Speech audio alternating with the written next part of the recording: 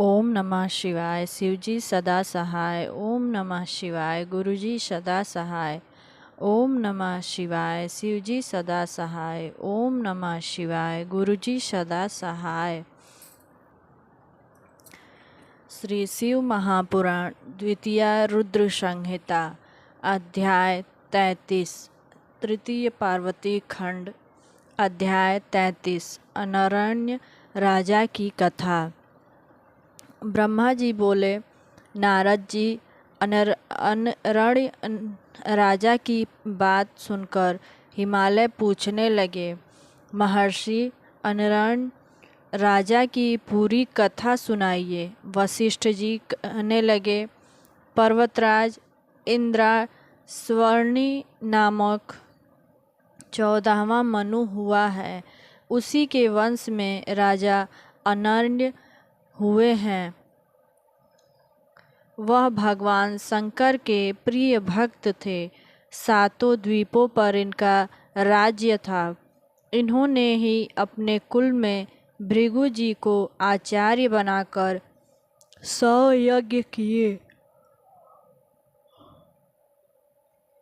इनकी 5 रानियां थीं। 100 पुत्र तथा लक्ष्मी के समान परम सुंदरी पद्मा नाम की एक कन्या थी। यह कन्या राजा तथा रानियों को बहुत प्यारी थी। राजा बड़े उदारात्मा थे। एक बार सब देवताओं ने कहा, आप इंद्र के समान सिंहासन पर बैठकर स्वर्ग का राज्य करो, किंतु इन्होंने स्वीकार नहीं किया। जब इनकी परम प्रिय कन्या विवाह के योग्य हुई तो उन्होंने वर की खोज के लिए चारों ओर पत्र भेजे। चारों ओर वर की तलाश होने लगी। इतने में तप करके लौटते हुए पिप्पलाद ऋषि ने वन में एक मनुष्य को अपनी स्त्री के साथ विहार करते देख लिया। ऋषि के मन में भी काम वासना जग गई। स्त्री किस प्रकार प्राप्त हो, यही विचार करते करते ऋषि अपने स्थान पर पहुँचे। कुछ समय के बाद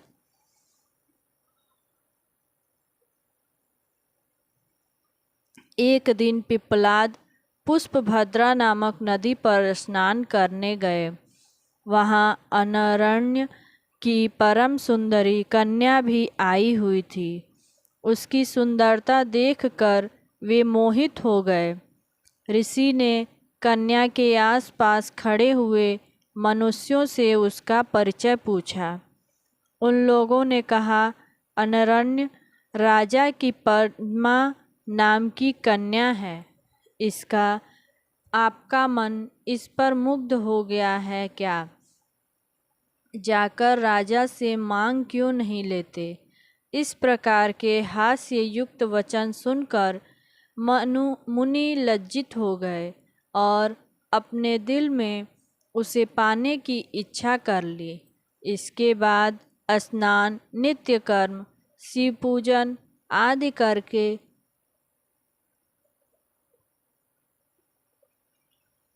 पिप्पलाद राजा अनरण्य की सभा में चले गए।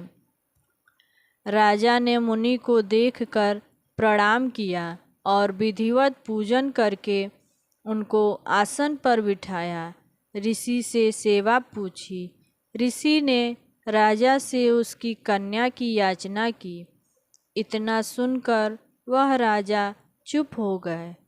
कुछ क्षण के बाद ऋषि फिर बोले, राजन, अपनी कन्या शीघ्र ही मुझे दे दो, नहीं तो कुल के साथ तुमको क्षण भर में ही भस्म कर दूंगा। इस प्रकार मुनि के कहने पर राजा रोने लगे। रानियां, नौकर, चाकर सब के सब रोने लगे। इस बूढ़े ऋषि को कन्या किस प्रकार दे दी जाए? लोग क्या कहेंगे? राजा इसी चिंता में घुल रहे थे।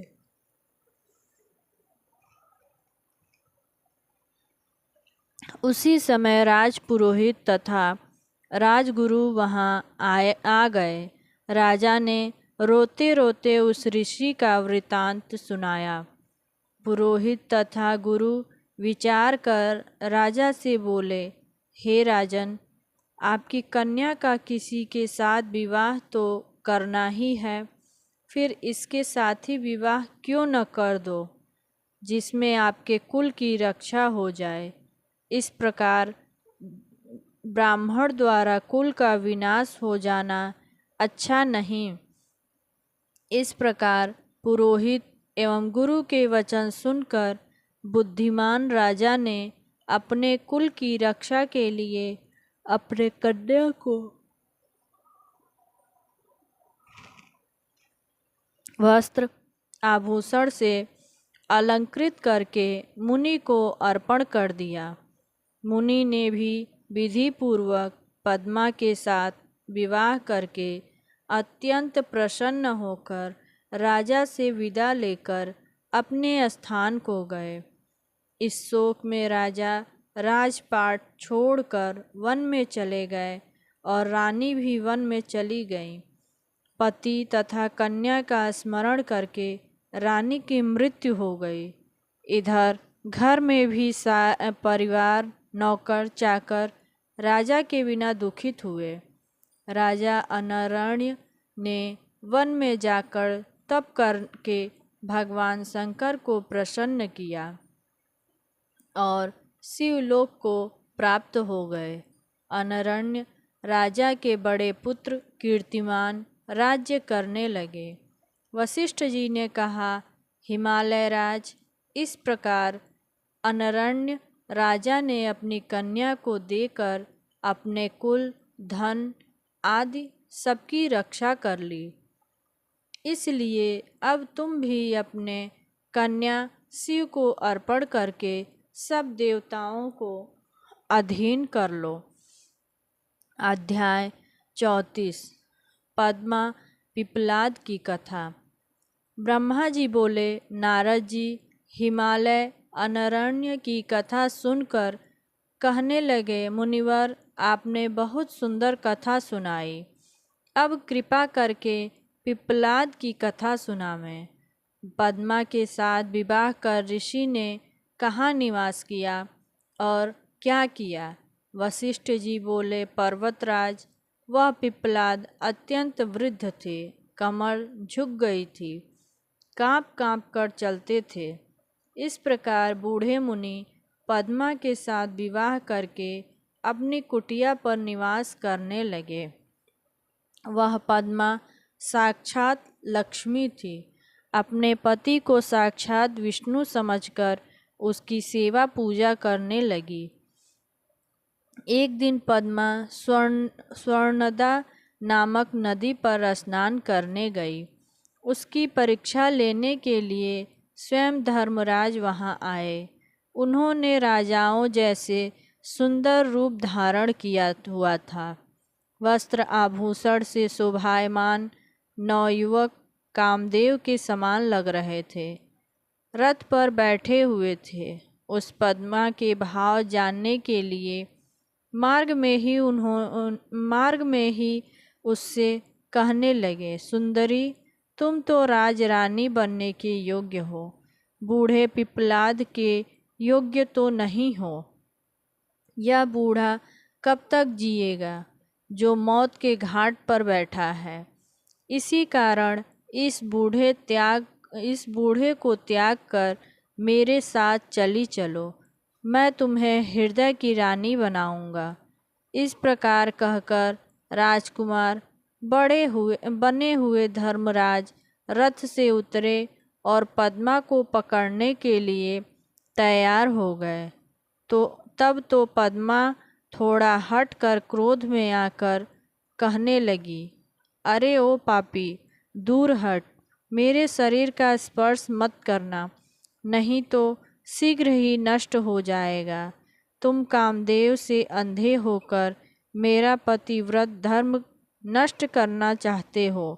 अपने परम पूज्य महातेजस्वी महर्षि पिप्पलाद को त्याग कर मैं स्त्री लंपट महाकामी दुराचारी तुम्हारे साथ क्यों चलूं? याद रख मूर्ख, यदि तू मुझे बुरे भाव से देखेगा तो शीघ्र ही नष्ट हो जाएगा। ब्रह्मा जी बोले, नारद जी, इस प्रकार पद्मा ने जब उसे शाप दे दिया तो उसने अपना राजाओं जैसा रूप त्याग दिया और अपने धर्म के रूप में आकर कांपते कांपते बोला, माता, मैं धर्म हूँ जो कि ज्ञानियों के गुरु का भी गुरु है। मैं वही हूँ, सदा पर स्त्रियों को अपनी माता मानता हूँ। मैं तो केवल आपकी परीक्षा के लिए यह सब कुछ किया है। मैंने आपके पतिव्रत धर्म की भली भांति परीक्षा कर ली है। मैंने यह कोई अनुचित नहीं किया था। मुझे ईश्वर ने इसीलिए प्रकट किया है कि धर्मात्मा पुरुष धर्म संबंधी परीक्षा लेकर उन्हें धर्म में दृढ़ करता रहूं। जब आपने मुझे शाप दे डाला है, उसका क्या होगा?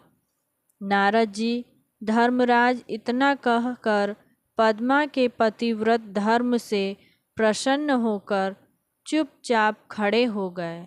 तब पद्मा अनरण्य की पुत्री आश्चर्य में आकर कहने लगी, धर्मराज, तुम तो समस्त जीवों के कर्मों के साक्षी हो।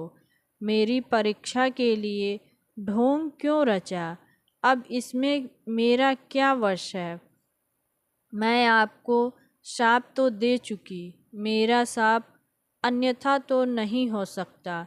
अस्तु धर्म, तुम 4 पाद वाले हो। सतयुग में तुम्हारे चारों पाद रहेंगे, त्रेता में 3 पाद होंगे, द्वापर में 2 होंगे, कलयुग में 1 भी पाद न होगा।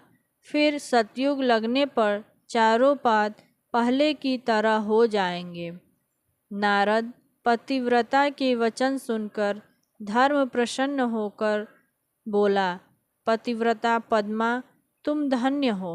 तुम अपने पति के चरणों में सदा प्रेम करोगी। तुम्हारा पति जवानी को प्राप्त हो जाएगा।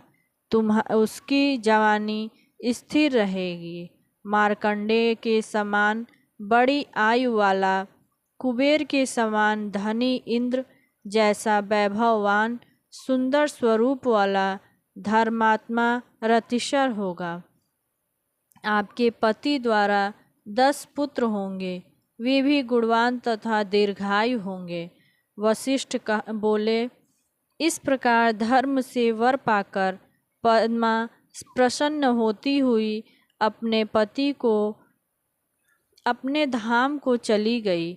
घर में पहुंचकर धर्म के दिए वर के अनुसार अपने पति को पद्मा जवान हुआ देखकर प्रसन्न हुई और उसके साथ सुख विलास में मग्न हो गई। कुछ समय के बाद बीत जाने पर पति द्वारा उसे अधिक गुण संपन्न 10 पुत्र प्राप्त हुए। पर्वतराज, इस प्रकार वे दोनों स्त्री पुरुष अत्यंत सुखी हो गए। इसको सुनकर हिमालय अपनी पत्नी से बोले, हे देवी, अब तुम देर न करो, पुत्री पार्वती शिव जी को अर्पण कर दो।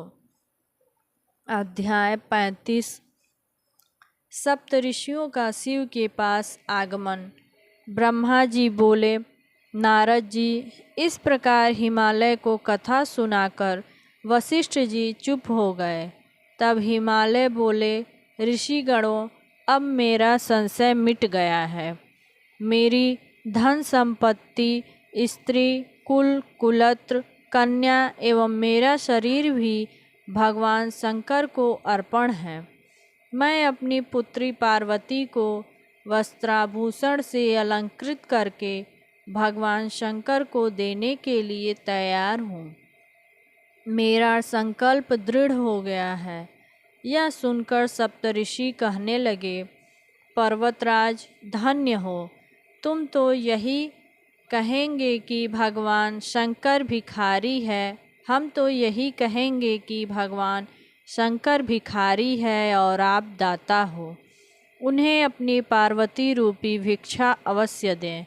यह कहकर श्री पार्वती जी के मस्तक पर हाथ फेरते हुए बोले, पुत्री तुम्हारा मंगल हो।